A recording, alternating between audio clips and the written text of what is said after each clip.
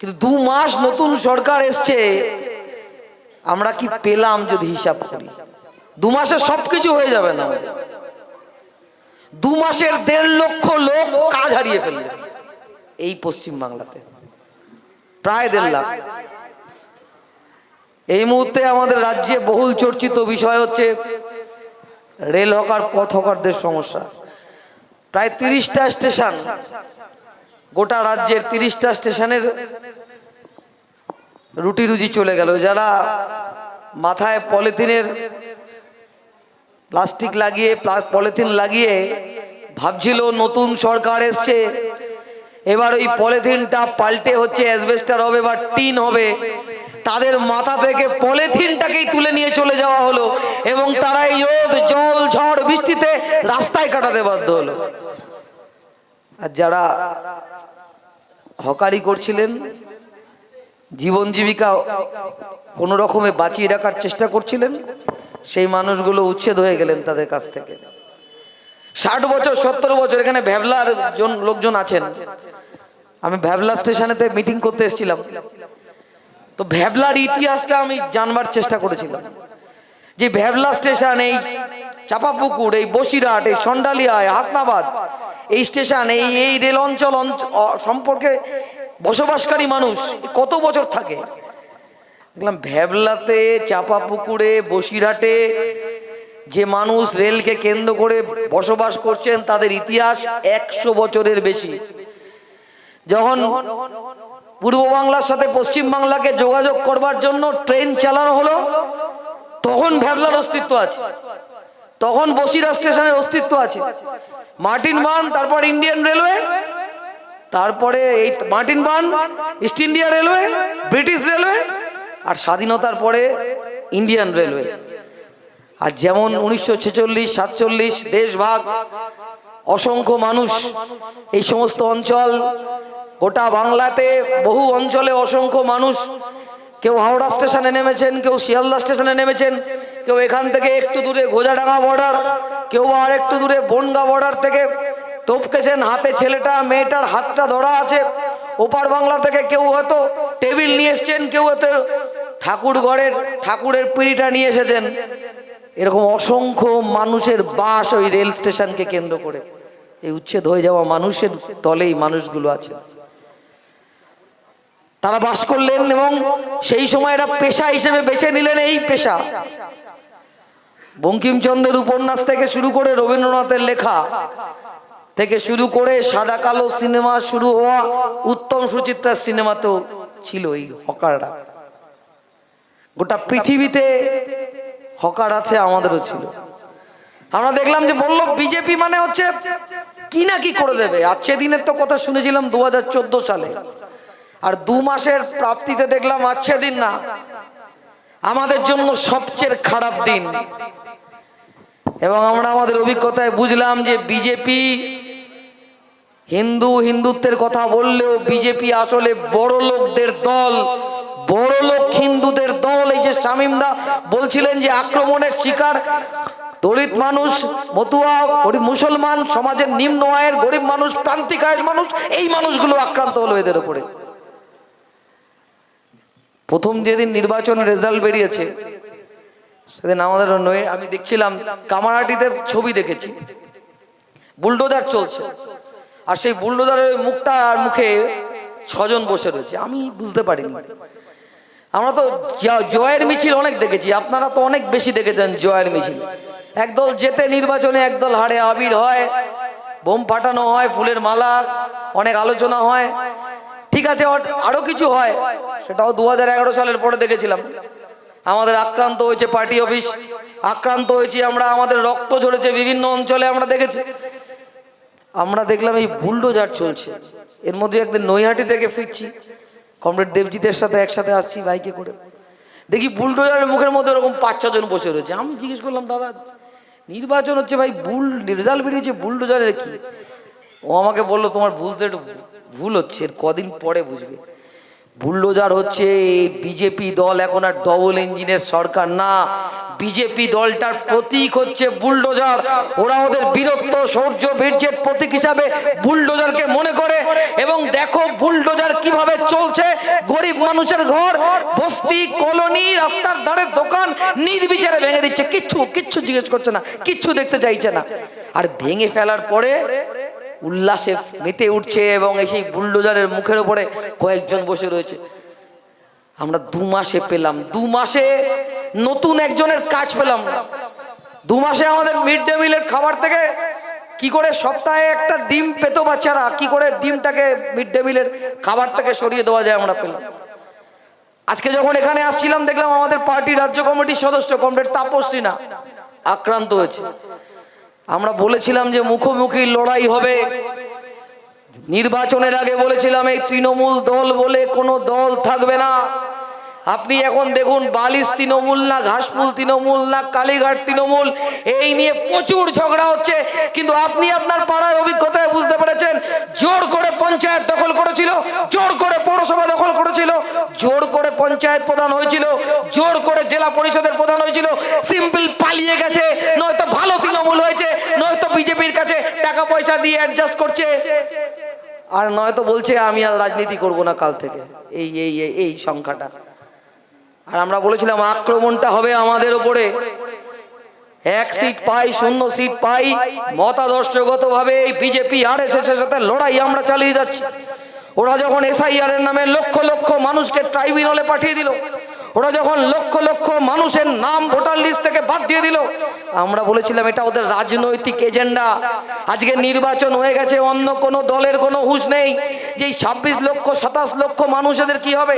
এরা সরকারি প্রকল্পের নাম নথিভুক্ত করতে পারছে না, এরা অন্নপূর্ণা যোজনা এদের নাম ঢুকছে না, এদের সরকারি চাকরি পরীক্ষায় এরা বঞ্চিত হচ্ছে, এদেরকে বেনাগরিক করে দেবার চক্রান্ত হচ্ছে। সেই সময় দাঁড়িয়ে লাল ঝান্ডা গোটা পশ্চিম বাংলা জুড়ে এই মানুষগুলোর ভোটাধিকারের জন্য লড়াই চালিয়ে যাচ্ছে। এবং আমরা বলেছিলাম শেষ লড়াইটা হবে ওদের সাথে আমাদের।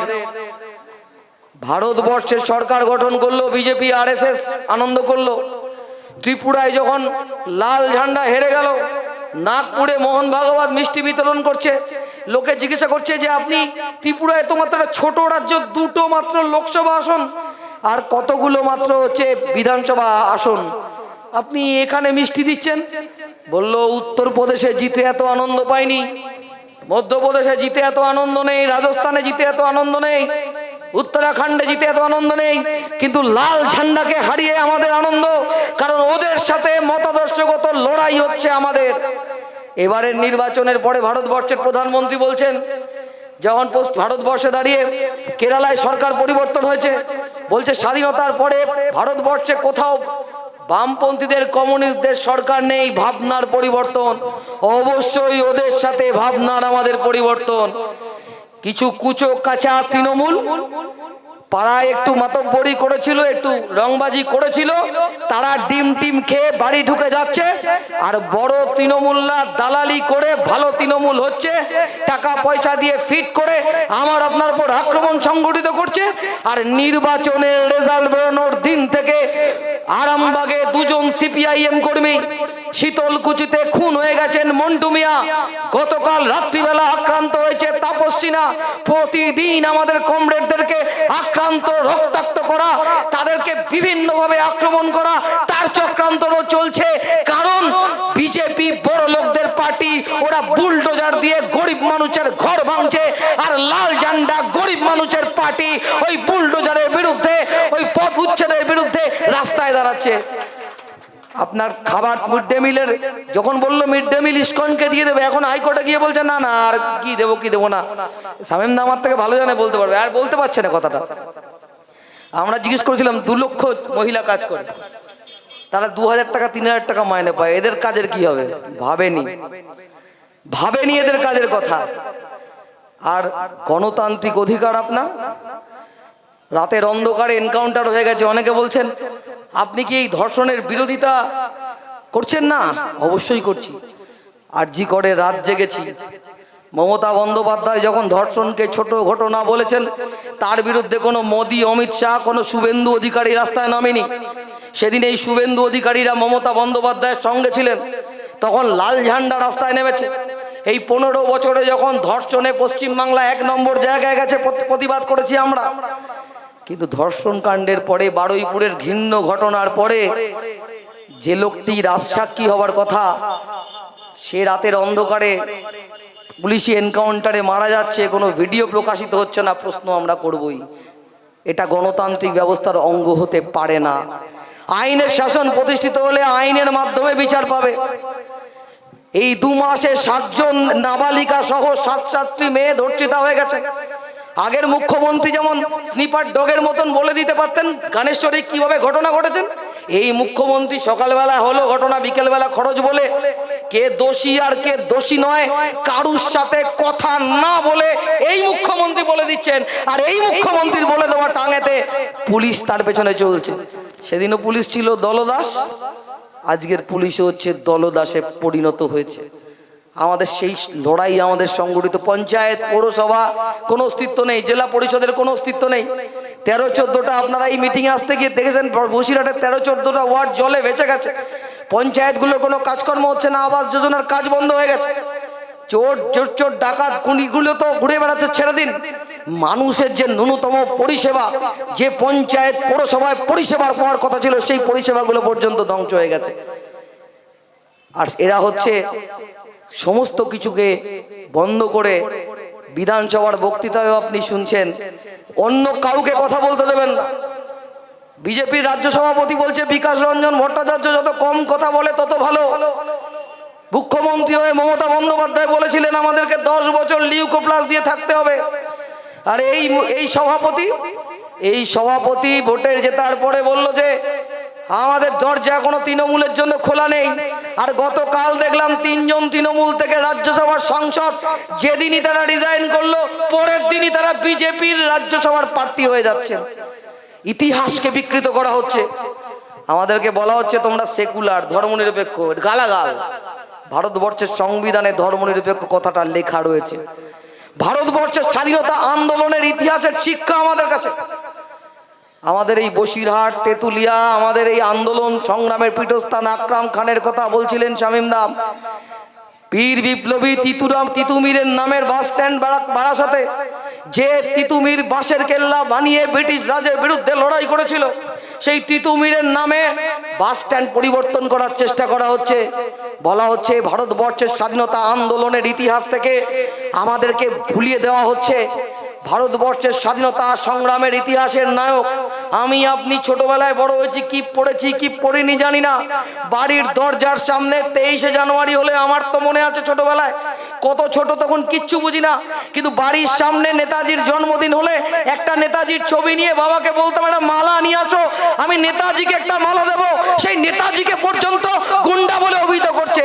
আর ভারতবর্ষের স্বাধীনতা সংগ্রামে যাদের কোনো অবদান নেই, যাদের অবদান আমাদের অনেক সময় বলে না আপনারা শূন্য পাওয়াটা, আমরা বলি ভারতবর্ষের স্বাধীনতা সংগ্রামে আমরা শূন্য পাইনি।